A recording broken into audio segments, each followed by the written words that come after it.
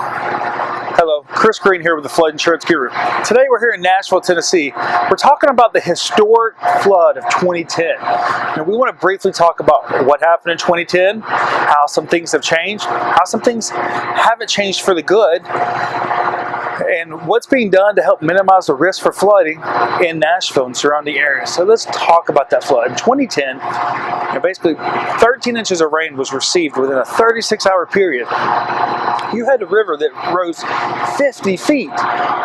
Majority of Nashville was flooded. You had hundreds of buildings, thousands of buildings really, that were damaged. You had life that was lost. And it wasn't just downtown Nashville, it was south of Nashville.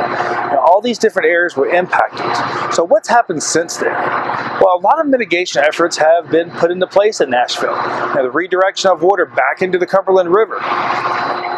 Working closer with the U.S. Corps of Engineers to make sure that calculations are done correctly, as a lot of calculations were wrong when this floodwater came in, catching people off guard.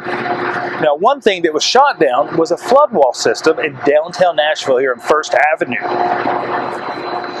Some of the city council wanted to put a flood wall in that redirected the water back into Cumberland for Davidson County. However, the problem was that this was going to take away from a lot of flood mitigation efforts in other parts of Davidson County, and the need for those areas was at a higher need than really the downtown area. So that plan was shot down. So what are some things that really have changed for the worse since then? Well, one of those is land development. Nashville is one of the hottest markets for housing in the country.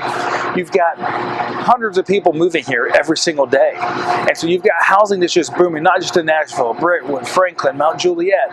All these areas are just booming with new neighborhoods. Well, this land development is creating new high-risk flood areas, putting a lot of other areas at a flood exposure with this new land development. Climate change is starting to have a big impact on the amount of rainfall Nashville is receiving. After Hurricane Harvey dropped a lot of rain. And then other hurricanes that have moved through Nashville after 2010 have shown them that the need for more flood mitigation is there. So these are some of the things that have changed. Now, hopefully, this type of flood never occurs again in Nashville because some of the efforts that are being taken and some of the calculations that are being done by the National Weather Service and by U.S. Corps of Engineers, the management of the Tennessee Valley Authority when it comes to the dam system in Tennessee, because the dams in Tennessee play a crucial role in flood prevention. So these are some of the things that are being done to help minimize flooding risk in Nashville, and how some of these things have changed since 2010.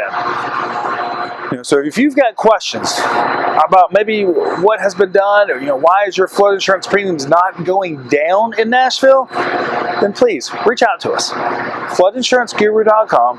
Go to our YouTube channel and our Facebook page, The Flood Insurance Guru, where we do these daily flood education videos. You can also give us a call, 205-451-4294. Remember, we have an educational background in flood mitigation, so we can help you understand flood risks, like this one right here on the Cumberland River here in Nashville, Tennessee. Your flood risks, your flood insurance, and mitigating your property long-term to help you minimize flood losses and flood premiums. Thank you.